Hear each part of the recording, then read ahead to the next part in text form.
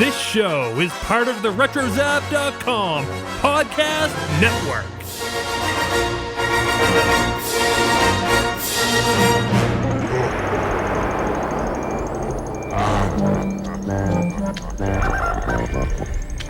If I told you half the things I've heard about this Jabba the Hutt, you'd probably shoot me. I'm here, Jabba. Been waiting. Hello, Motherhutters, and you're all very, very welcome to Blabba the Hutt, episode 25. The illustrious Jabba bids you welcome and will gladly pay you the reward of 25,000. So the only thing that you can tell me is that I will find Jabba at Jabba's palace. Now, before I start, I just wanted to mark one big thing. As of yesterday, the 25th of July, we are officially 1 year old. We had our 1 year podversary, as Kate Dubinko likes to call it, yesterday. We are podcasting a whole year, and thanks to the enthusiasm and the loyalty of the Blabba the Hutt community, we have thankfully gone strength to strength. I released episode 1 exactly 365 days ago, and it was 15 minutes and 16 seconds of me unsure about what in God's name I was doing. I was talking about Kanan, issue 1, which is amazing. You should go read it.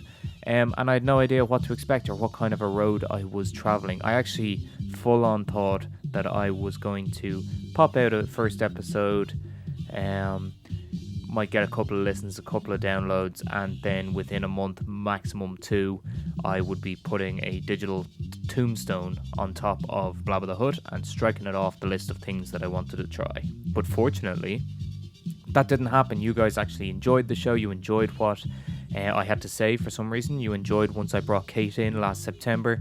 And here we are, 25 episodes later, and a whole year on of Blabba the Hutt. It's been amazing, and I've done a bit of a retrospective article over on blabbathehutt.net, which kind of chronicles the whole origins of Blabba the Hutt and why it started and when Kate came in and how it helped me along the way, and how it's been a very kind of interesting and trying exercise for me to do. I'm not gonna lie, I've considered packing it in on more than one occasion, but then once I actually release an episode and get talking to people about what is in that particular episode, and people seem to enjoy it, and people come back and say, oh, I love that show, or, you know, leave us a good review on iTunes, then I realize exactly why it is I'm doing this. I'm so happy to be giving back to the Star Wars fandom. But yes, if you want to check out that retrospective, it's a little bit more personal than I had intended, but I started to write, and this is where the words took me. You'll find it over on blabbathehutt.net. We were in two minds on whether to actually release this particular episode, as this episode will cover Blabba the Hutt live from Celebration Europe. So on July 15th, we had the absolute pleasure of joining a whole host of other great podcasts and makeup tutorials and costume creation panels on the 4 Clubs 1/4 stage, which from our perspective was organised by the guys over at Jedi News, and in particular I would like to say a big thank you to Mark Newbold for making us a part of the show and for inviting us to be a part of that amazing lineup of podcasters. But yeah, we were in two minds on whether to release the audio from Blabba the Hutt live, as unfortunately the audio quality is not great. It's not really the level of production that I would be too happy to release, and I always pride myself on Blabba the Hutt's production value. It's something that I have tried to get right from straight out of the gate. I've spent a lot of money on the setup, and every time me and Kate record, we make sure to record locally and then sync everything up at the end, in order to give you the best possible quality show that we can obviously do from a home studio environment. We had a lot of levels issues, we had feedback, we had mics not working, we had mics working too much, they were too loud, too low, we had to swap mics.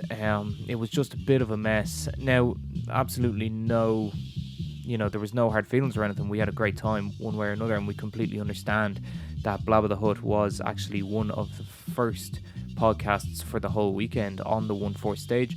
So we are aware that the sound guy who was actually placed behind a wall, couldn't even see the stage, was potentially just finding his feet. And so with that, we were kind of between two minds on whether we would actually release the audio from Blabba Live. We had a little bit of a regroup as a team, and the kind of general consensus was, do you know what, it's a huge landmark, it's a huge achievement for the Blabba team to get all the way to Celebration Europe and to present a live version of the show. So with that, we decided, you know what, let's just release it, let's put it out there. And unfortunately, as we said, the audio quality is not great, but please stick with it. There's some great stuff in there. We've interviews with the guys from on the ground down in Portmagee at Skellig, talking about the marketing of Skellig and how that Star Wars has changed everything about it. We've got an interview with the bassist from the rock group Ash. Mark Hamilton talks to us about his life with Star Wars and how it's transcended into his him being a parent, and how he has passed on Star Wars to his daughter Scarlett. We also talk a little bit about his collecting and how Ash actually got involved with Lucasfilm and ended up recording the soundtrack to a LucasArts Star Wars game. On top of that, I would like to tease you here a little bit and just say that we actually have some really awesome news coming at the end of this episode. So you can have a listen to the episode. If the audio annoys you too much, make sure before you shut it off that you skip to the end in order to hear what is next on the Blabba the Hutt agenda. So without further ado, what I'm going to do is I'm going to take a quick TIE Fighter over to the ExCeL Theatre in London, July 15th. This is Blabba the Hutt live from Celebration Europe.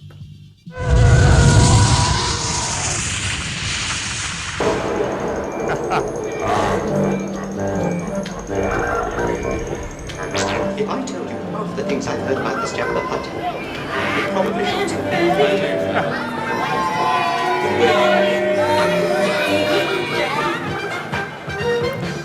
Hello everybody and welcome to Star Wars Celebration Europe! Illustrious Jabba bids you welcome and will gladly pay you the reward of 25,000. The only thing that you can tell me is that I will find Jabba at Jabba's palace. Off you go. Very welcome, guys, to a split panel here today. Can you guys hear us okay? No? Can we get the mics up a little bit? Have you got mic? Hello. Hello. Yeah, I think we can hear us. Everybody hear us? Hello. Hello. Yeah. I Okay, got Star it? Wars fans. I think there's a couple of you knocking about. No? Who was anybody at the Mark Hamill panel this morning? Did we get anything? Because we weren't important enough. As in, we didn't get up at 6 a.m. Nothing? No episode 8 talk? No, nothing?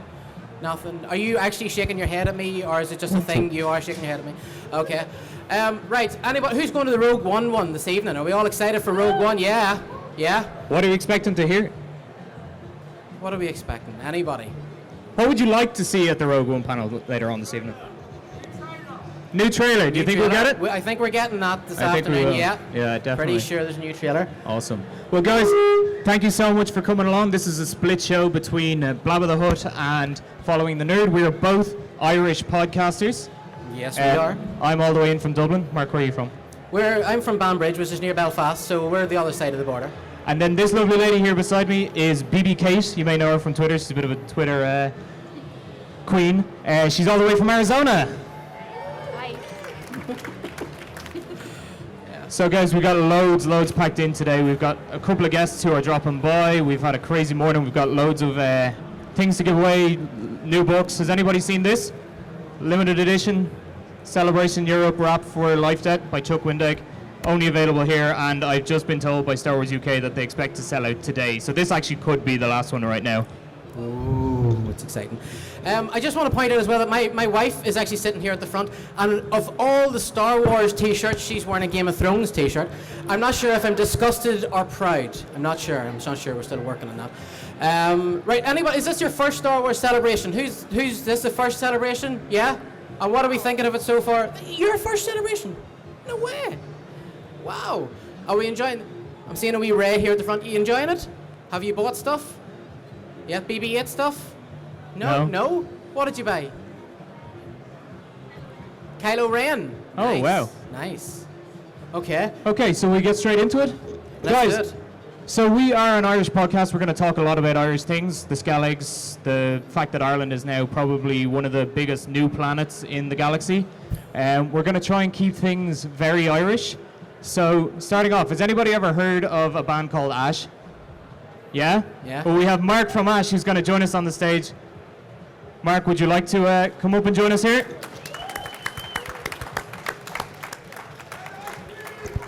Is this one working yet? No, this is not working. Okay. Okay, so hold on. Mark, I'm going to give you my mic. And we're going to share a mic. Howdy. This is how we do things here. So Mark, first and foremost, congratulations on Cantina last night. Yeah, it was fun. We had a friend of mine helped organize the whole event. It was like I guess it was like a gig for Star Wars fans. Yeah. And, did anybody here go to Cantina last night? Yeah! We have Cantina.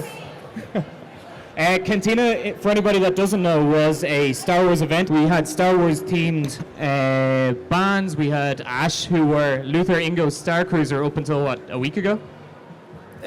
Well, I had to be announced as a sort of a secret name because we are contracted to play some other shows coming up in London. So it was under the radar. Under the radar. All right.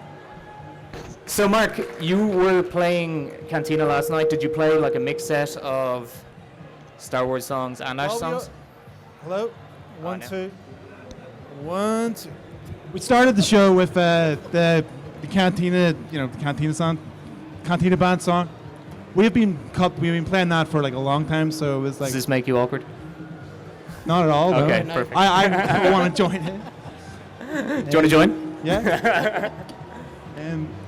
I guess we've been lucky that Ash has been able to get involved with the whole Star Wars Lucas family in the past. We did the music for Republic Commando, which was I think the first time that a non-John Williams music was used in the franchise. I remember it well.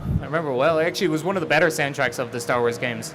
And Ewan McGregor narrated a documentary we made years ago, so he kind of invited us to the rap party of the Phantom Menace.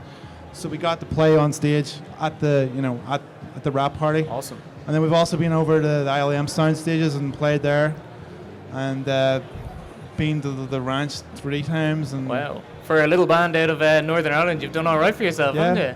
And you guys are all really, really big Star Wars fans. Well, we kind of we were all huge Star Wars fans when we were kids. And you named the first album 1977. First album's called 1977, obviously after the year Star Wars was released, and we sampled the TIE Fighter right at the very start, and didn't get any permission or clearances to do it, and actually helped to get us on the radar with Lucas. So they could have sued us, I guess, but they didn't, and they kind of embraced us and brought us in. Yeah, that's ironic that your first kind of introduction with Lucasfilm was a potential lawsuit. Yeah, totally. Worked out pretty well for you, didn't it? Isn't everyone's? Yeah, I'm waiting for them to come after me using all this music. So you are a fairly big Star Wars collector, I believe, as well. Yes, I started, obviously, I think the first movie I saw was The Empire Strikes Back when I was about 4. And my mom took me to the toy shop afterwards, and I got like a Stormtrooper and Darth Vader. And that was kind of like that started the habit, I guess, early. Yeah. And so I collected the toys when all through being a kid, and then whenever after Return of the Jedi, it all kind of died down for a few years. Of course. But me and my dad thought, this is going to come back, so we got a van, hired a van, and drove around all the toy shops in Ireland. Called them up and said, "Do you have any leftover inventory?" And we bought up like thousands of dollars of toys for like very, very cheap. Yeah. And so I then used that to trade some of the traders in England to collect all the stuff I didn't have. So I built up my own collection to just be basically be everything of the old Kenner line, and then started collecting the new stuff whenever they launched the new toys. And I've got 2 storage units full of the stuff. Wow. I've never actually had it all together, ones in the States and ones in Ireland. Yeah, so, yeah. What's the prize price piece? I've never costed it up, so I don't know. No, I mean Oh, like price what's the piece? price piece in the collection? My favorite is the big Millennium Falcon, which came out a few years ago. Yeah. Just because it's like huge. I'm gonna ask Kate a question here. Are you having trouble understanding this because there's 3 different accents at play here? No, I'm actually following very closely. Kate has spent the last 4 days in Ireland. She actually drove down to the Skelligs. We're actually also lucky enough to have our next guests are going to be they're Skelligs experts. So, so Mark, what is your feeling on the way Star Wars has gone in Ireland now? What's awesome. It's kind of like the number one location that everybody wants to go to the Skelligs to walk the steps now. I haven't had a chance to do it myself yet, but we're actually going home to do some shows, not pretty soon. So hopefully try and get down there. I saw actually a news piece in the States which had Chewbacca visiting like the little school. Yeah, the local school down in Dingle. And they were all freaked out. Yeah. No. That was pretty sweet. And no, it's good. It's good to see because they obviously spent a lot of time here shooting episode 8. It's nice to see them actually giving back to the local communities and like meeting the kids who are now going to grow up with the new generation of Star Wars. And it seems like the Irish film industry is booming right now with Game of Thrones and Star Wars, and it's everything else doing really well. Yeah, absolutely. So Mark, you played a load of Star Wars stuff. Do you reckon you'll make any of those will make another appearance into the set in future? Oh yeah, they always do. They always keep showing their heads. Yeah. We drop the Cantina Band music quite often, and it always goes down great. Yeah. And then the song Clones as well, which was written for the game. Lose Control was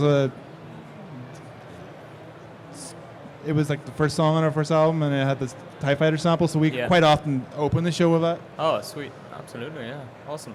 Is there anything you're particularly looking forward to here this weekend? I want to see obviously the Rogue One stuff, what they're going to show us. And got a few friends at Lucas. Well, they're all Lucasfilm, but they used to be at Lucas Arts, so hang out with those guys. And my daughter Scarlett's here. Well, Ray. Hello, Scarlett. Oh, Scarlett is Ray, who picked up Kylo. Yeah. So she, wanted her to see as much as possible. Yeah, oh, definitely. Have you've seen all the old ones, I assume, Scarlett? Which one's your favorite? Revenge of the Sith. Isn't that funny? Controversial. She's got a genuine boy crush on Anakin. That's all right. 7. Is that worrying? She's got a thing for bad boys already. But she's the son of a musician, so it's interesting actually when you see, and it's probably a very special moment for you to be able to bring up a kid through Star Wars, but that they actually connect with the prequel trilogy. I totally, because she's seen all my stuff all over the house and the toys and everything, and I never pushed it on her at all because her mom was like, don't, let her like what she wants to like. And after The Force Awakens, she just got into it by herself. I think Rey was kind of like the pathway in, and then she got into like the prequels and the other movies after that. Awesome. And but I think it's it's great that Disney and Lucasfilm have like used female lead and as well in Rogue One. It's like great way for expanding the audience. To really open it up to new audiences, especially even what we see in cons nowadays. And Mark, I'm sure you'll be the same. And you were just in Phoenix Comic Con. Is that like little girls now? They're all dressing as Rey or even Leia or Amidala. They're all these like strong female characters, and usually from Star Wars. That's great. But there's this very smart. Star Wars is this thing that, it's got the Doctor Who thing where every generation has. We had the original Star Wars, we had the prequels. Now we have The Force Awakens. Because your story with your daughter is the exact same with my wee girl. Rey was her entry point. She's got a crush on Poe Dameron as well, sitting over there. But it is the Doctor Who effect, isn't it? Every generation has its own Star Wars. Well, it's not going to die. It's just going to go on and on. I think people were maybe a little bit like anxious or what Disney was going to do with the whole franchise, but after The Force Awakens, I think everyone was like, I think it's in good hands. I think everybody sighed and it was weird because I was at the Dublin premiere of The Force Awakens, and everybody just sighed this like relief when instead of the 20th Century Fanfare they didn't put the Disney right, and I think that was a nice little nod to. I think we were probably at the same premiere. Probably. Yeah, we've probably crossed paths a few times. Yeah. But No, it's definitely in safe hands, and Rogue One looks, pretty dark in places, well, just from what we've seen already. Absolutely. It's great because Disney has access to so many great directors and whatnot that, we just have this pool of talent now that we So, do you have any theory? Well, can we go into theories on Rey's parentage? I have an uncontroversial one. I think Rey was left on Jakku for the benefit of the galaxy and not so that she's too evil and too powerful. But then again, Disney will probably lose out on toy sales for that, so it's probably not going to happen. Hashtag Skywobi. Yeah, I would love to see her be like some kind of a hybrid of a Skywalker Kenobi. That's what I would like to see the most. Personally, I want her to be... I know it's not going to work out like this, but I wanted her to be a solo. I wanted it to be like sibling rivals. I wanted, like Kylo and her to be like, it was father and son in the first trilogy, and I wanted this to be like, brother sister. Yeah. I don't think it's going to play out like that, but it would have been good. I have this theory that Finn is going to go dark side. I think he's going to learn the Force, and he's going to become... I would love to see him becoming the villain by the time we get to the third movie. Yeah. I think that would be class. There you go. Yeah. There's the... I want them to do that. Nobody's thinking about Finn at all, actually. No. Even like when we hear all about the production and everything, like we heard all about the Dingle, Dubrovnik. Yeah. Nobody's heard anything about Finn. Finn's story has been kept really, really closely under wraps. Because he's obviously Force sensitive. He can use the lightsaber. He has some ability. I think he's an unknown commodity at the minute. And I would Poe love as that. well, but Poe... No one flew like Poe did, right? Yeah. Well, actually... And he was brought up on Yavin 4, right, with the Dameron's family, with that Force tree from the comic Shattered Empire, right? Did anybody here read Shattered Empire? Yep. So at the end of Shattered Empire, Luke gives the Damerons, Poe's parents, a Force tree, and he grows up beside it. So there is I think that's definitely... Nobody flies like him. He's the best Resistance pilot, so... Yeah. So, what is the future for Ash? You're obviously coming home. You're going to do a few shows. Oh, we got shows pretty much for the rest of the year, and then we have started working on a new album, and that'll come out probably next spring. Will we get any Star Wars flicks in the album? Yeah, well, sometimes we just like bury little like sort of samples and stuff. So. Yeah. But we can't put them too prominent, or then we have to get the whole clearance thing again. So of course, yeah. Sometimes it's easier just to do it and then apologize later. Yeah, that's the way most podcasters work. It's always easier to ask for forgiveness than permission, isn't it? Yeah.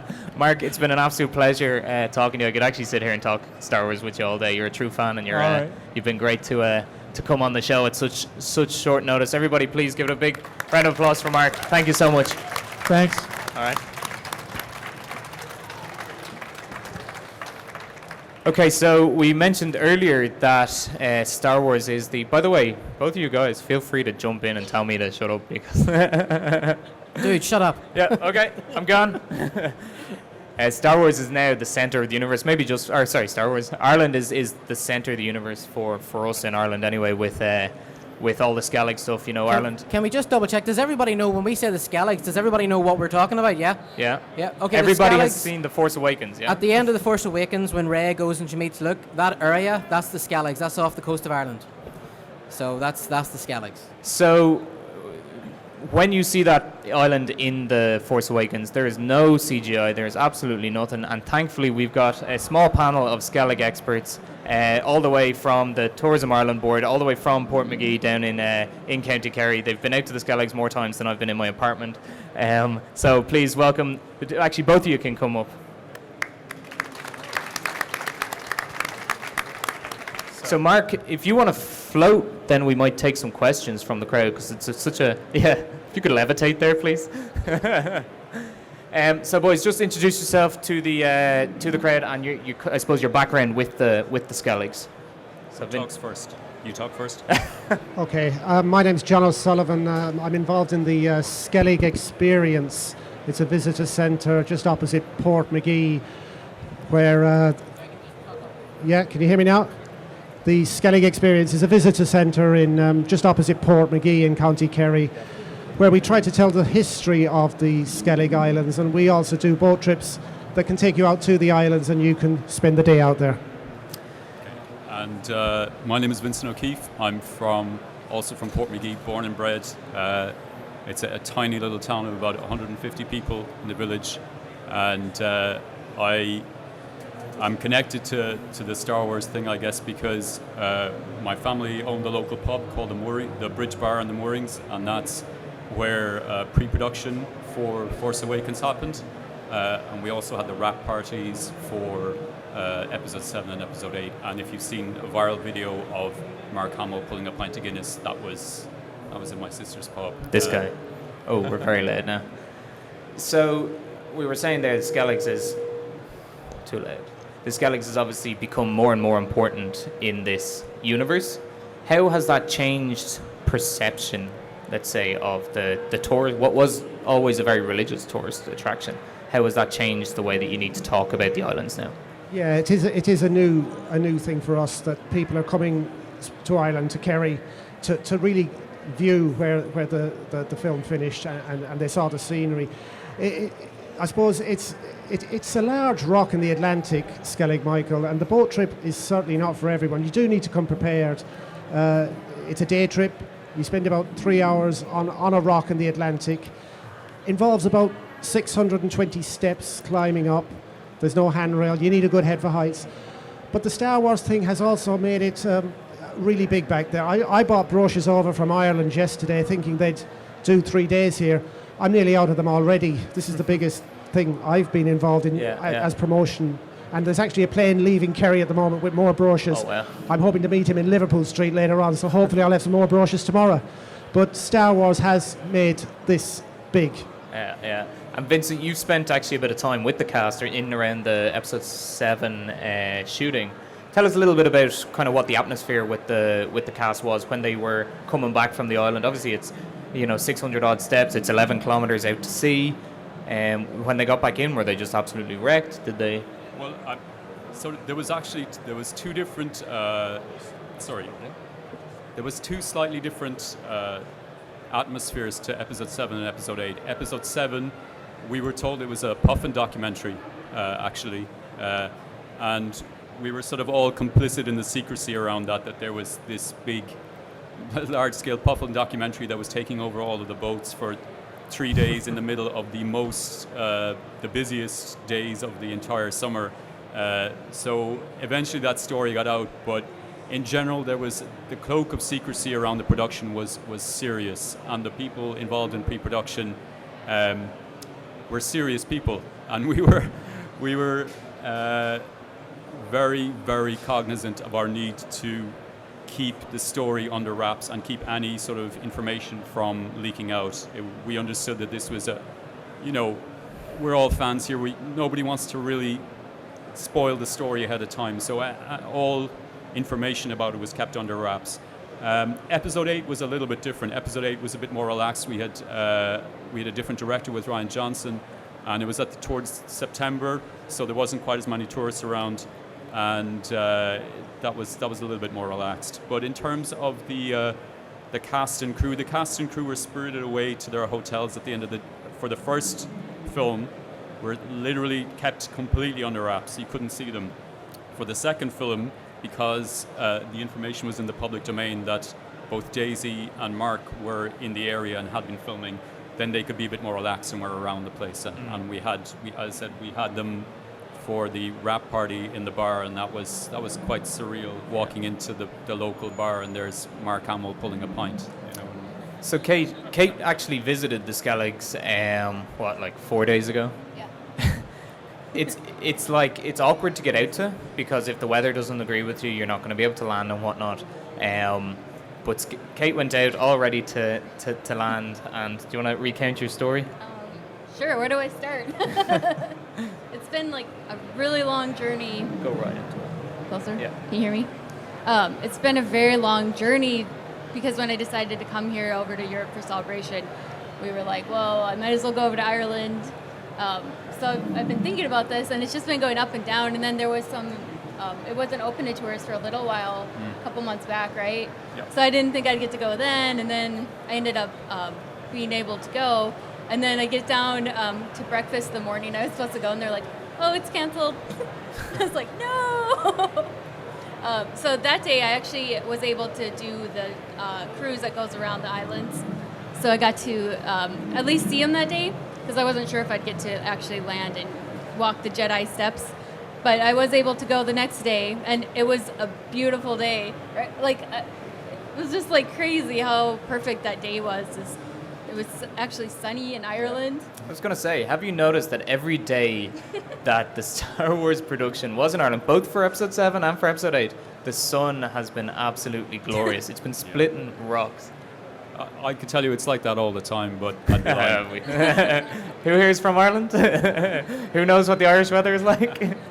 Anyone been to the wild Atlantic way? No, but I think the Skelligs as a product, I suppose, for Tourism Ireland. I mean, it's huge, and it changes the way that we talk about them. Is there now going to be a split kind of marketing, one with the religious? So obviously the Skelligs originally was a monastery that monks went out to claim refuge from the mainland in the same way, I think you were saying, the same way that they used to do in deserts or in forests and whatnot. So there's obviously a very religious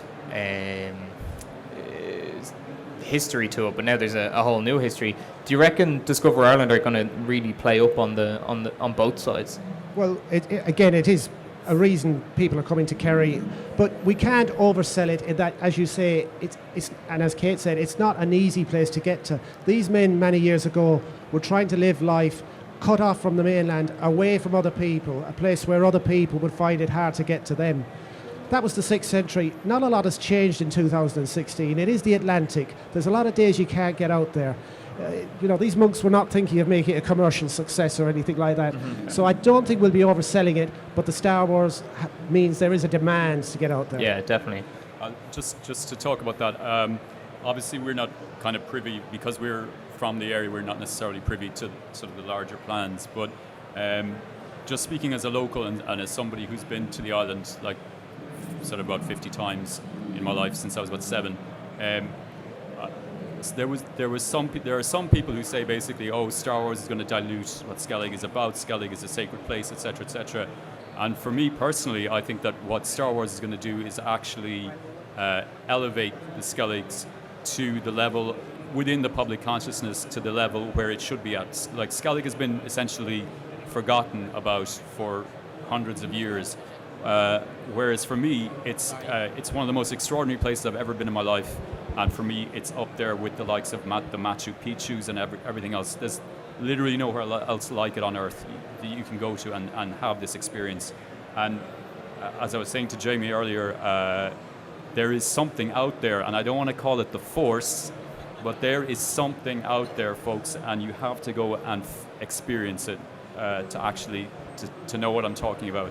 I can't put words on it, but when you go out there, there is some resonance or some echo of what these men were doing, of that meditative, contemplative state, and it's extraordinarily special. So I don't think that Star Wars is ever going to overshadow that. I think what it'll do is really shine a spotlight on it and bring it to the attention of people who might initially go for Star Wars and then come away and go, wow, this is actually almost like another planet on this planet. And of course now Star Wars has 7 different locations, I think, across Ireland. From literally, we've got 2 points in Ireland. We've got Mizzen in the bottom and Malin in the top, and they're the most northerly and most southern point in Ireland, and Star Wars shot on both of them. So they've literally transcended the entire country. So we've 7 different shots. I think most of them are actually on private land though. So that could be awkward for the tourists. You're gonna have to go jumping fences and stuff. Yeah. You were saying there about that kind of, the feeling that you get when you're on Skellig. I think, Kate, you actually got that feeling. You were saying that, when you went out to Skellig, that you felt that this what people do to actually go and get this respite, and it's kind of very similar to what Luke Skywalker was supposed to have done. Yeah, that's what I was gonna say. Like, there's so many parallels between Luke Skywalker's journey and then what those men did thousands of years ago. And it just, you see all those steps and you just think of all the work that went into building them by hand carving them, right? Yeah. And it's just insane. And then how they're crafted so well that they're still existing today. So it's just incredible. And like, it's definitely a bucket list thing for all you Star Wars fans. I would definitely recommend it. you guys got your own premiere down in Portmagee, I believe. Not quite. Well, kind of. It would have been great, right? We had two things. We had this is the hilarious thing about the story of this landing in Portmagee, which is a village that I could probably encompass with both arms outstretched. There's like more people in the Costa queue than there is in the entire village. The thing is that we were so far away and so out of the way that there was no cinema like for miles and miles. So most people didn't grow up with any kind of Star Wars background at all. So when Star Wars showed up, it was kind of like, oh yeah, great, fine. Kind of like the World Cup showing up in Butte, Montana or somewhere like that, you know what I mean? It's like, I've heard of it, but, you know. Yeah. So in relation to the premiere, the premiere was in the closest place we could have an actual premiere, which was 50 miles away. But we had something really special last weekend, which was we had an outdoor viewing of The Force Awakens in Portmagee, and we had all the local people watching it, and there was when that scene where Chewie and Rey are in the Millennium, and then the Skelligs just comes into view. There was a huge cheer, and it was having seen the movie about 7 times, it was a really emotional moment to see it where I come from. It really was special. That's kind of what I was going to get at, is that like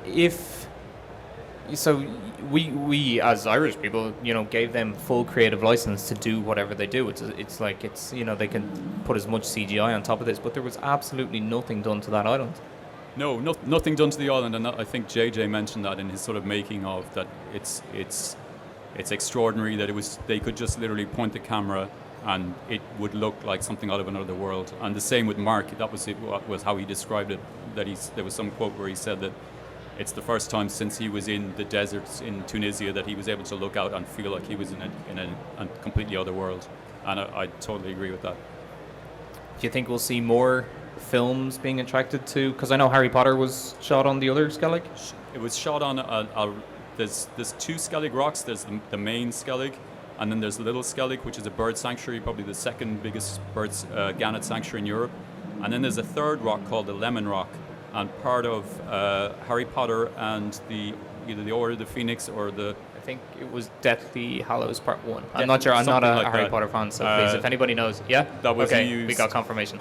It was used on as part of that. It was CGI'd next to the Cliffs of Moher. So yeah. Hard to know.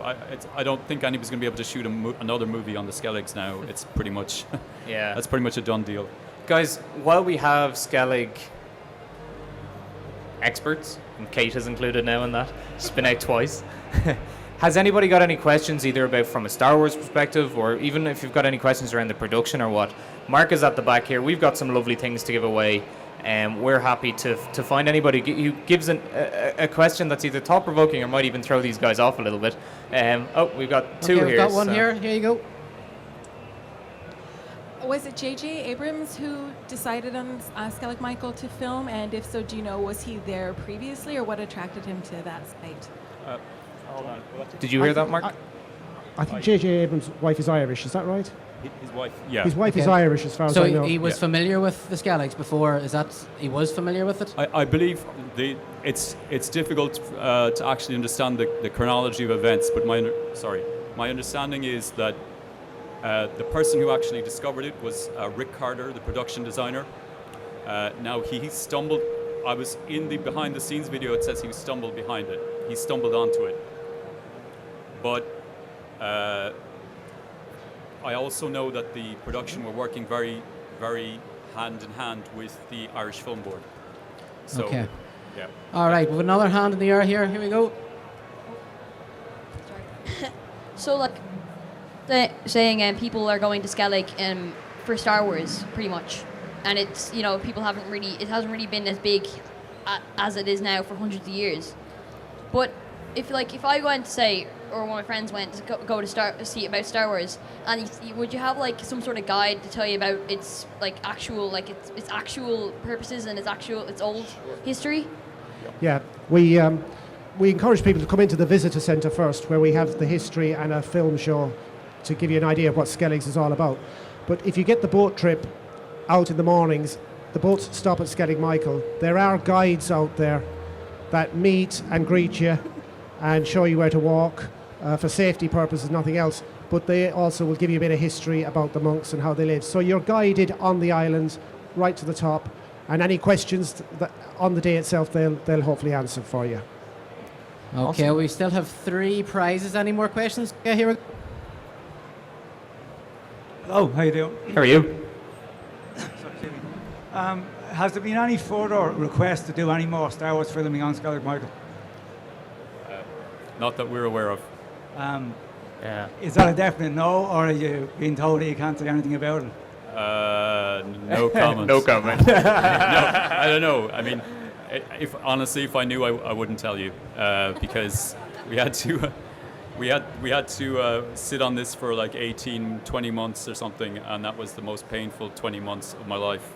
So I'm kind of used to keeping things to myself now at this point. But honestly, I actually don't know. I don't think so. So did you just confirm Luke Skywalker does die in episode 8? Oh! Is that what happened there? Spoiler alert. I heard he was attacked by puffins and then fell off the side. That's all I know. Were they CGI'd? To be mega big puffins? Okay, we've got one more. That's Gillian, actually, is it? Yes, hi, Jamie. Hey, Gillian, how are you? Hi, guys. Welcome to London. I'm from Ireland also. I'm just wondering, I know they built, it's not Skellig related, but Kerry related. I know they built a lot of sets in Kerry for, I think it was 8. And I'm just wondering, are they going to be left there? Because in New Zealand, it's a huge tourist attraction from the Lord of the Rings movies. And I'm just wondering, do you guys know anything about that? I don't know anything at the moment, but we are keeping an eye on what they did in Dingle, and we are seeing if we can get them over to the visitor centre in Valencia. That they were magnificent looking. Yeah. I think is it the I'm not too sure. Is it Kerry County Council? Something like that. My understanding is that as part of the actual production agreement, the structures that went up had to be taken right down again, which is unfortunate in a way. But my understanding is that it's being the structures that were on Cian Shabale to recreate the Skelligs and make filming easier rather than having to go out by boat, that those were actually taken down. So, but that's no reason not to visit Dingle. Dingle's a beautiful area, and that place is beautiful, and you'll see things from the movie that you won't be able to see anywhere else. Okay, thank you. No problem. Yeah, okay. And by the way, if you visit the Skellig stand here today, it's a magnificent stand. Absolutely. Put together by Discover Ireland. It's really, so we're even trying to see if we can get that back to County Kerry next week. Yeah, you can take us get a photo taken up on the steps and everything, and we have all of the leaflets and information and everything that you might need if you think you're coming over soon. And by the way, just as a sort of an inside track, it might be an idea to try to get here before December 17th, 2017, because I don't know, I get the impression that maybe Skellig might be in this next movie and might play some sort of role in it. I don't know. Rumor has it, guys. You heard it here first. Luke dies there. He dies there. Okay, well, what we'll do is, because this is the big prize, this is the limited edition one, we're going to say thank you very much to you guys for coming up. Guys, I hope you learned something about the Skelligs, and if you ever do head down to Kerry, down to Portmagee, make sure you hit up the Moorings. Kate had the pleasure of staying there 4 days ago, and she has nothing but great things, and you're going to get a 5-star Yelp review for that. Thanks a lot. All right. Thanks, folks. Thank you so much. All right. Okay, so guys, we've got the big one. Sorry? Do you have a question? Do I have a question? Should we confer? Is this like an X Factor thing?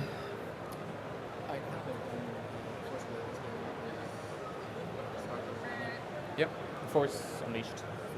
Yeah. Yeah, cool. Okay, right. So this one. Okay, first of all, we need to set up rules. Put your hand up, don't shout. Yeah. Okay. In the Star Wars The Force Unleashed game, what was Starkiller's real name? Oh, who was first? So, Dylan has already won one, so I'm going to go to the back right here. Just because he's got a magnificent beard. Yes, the Irish beard. And I am a fan of beards. Right. Would you like, hold on. We're being very honest here. Throw me the mic there and I'll run down. Wasn't sure what was happening there. We want to say as well that these guys in the back in the green, they're the Emerald Garrison. Okay, they're the Irish guys. Okay, So if you see any stormtroopers, Imperial officers, weird-looking people walking around the next few days with an EG on their arm, it's probably one of them. You might see a beard poking out down the bottom as well. Okay, so in Star Wars The Force Unleashed, what was Starkiller's actual name? Galen Mark. Yep. Galen Mark, it was indeed. What's your name? John Vandenhoff. And what's your EG name? EG 1313. And what do you cosplay as? Snowtrooper. Snowtrooper. So if you see a snowtrooper, he's probably got a really nice edition of Life Dead in his back pocket, so you should be able to nick it. Come on up. Well played. Congratulations, my man. The fact that you're Irish means nothing. There's no fix here. Guys, all those books were given to us very generously by the guys over at Penguin Random House. They're on this end of the convention center. Make sure, I'll go back to this one. Make sure you pop over and say hello. They've actually, all those posters, the Vote Leia posters, are really, really nice. Propaganda pieces from the Bloodline book. Did you read Bloodline? Not yet. No. Oh, amazing! Absolutely amazing. Did Dylan win that? Yeah, there was one here, I think, and one over here. I want to say as well that fans of The Force Unleashed, the actor that plays Galen Merrick, Sam Wetworth, Sam's here, isn't he? He's here this weekend. So we'll definitely be going over and talking to him at some point as well. Big Hopefully. fan of that game. Yeah, and of course David W. Collins was... Yes, David Collins.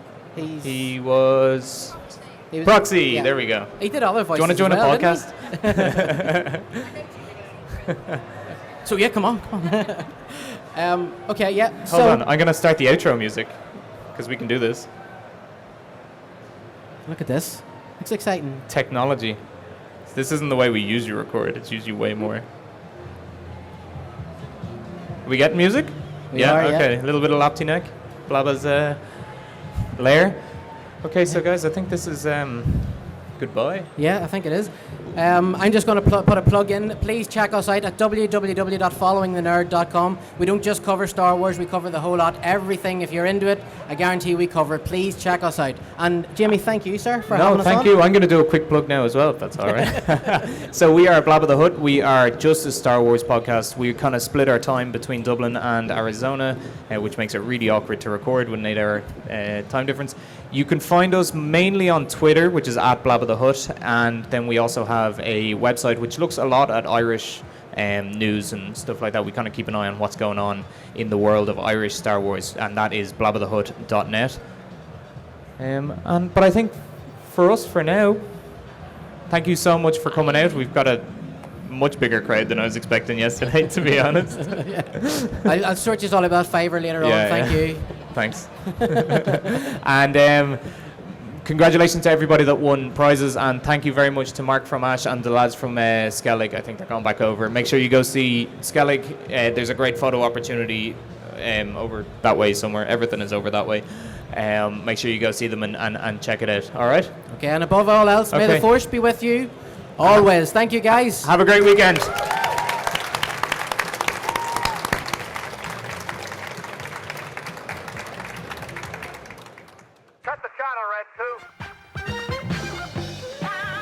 Once again, we would like to thank the guys from Jedi News, especially Mark Newbold, for putting this incredible lineup together, and hopefully it's something that, once again, we can get involved with.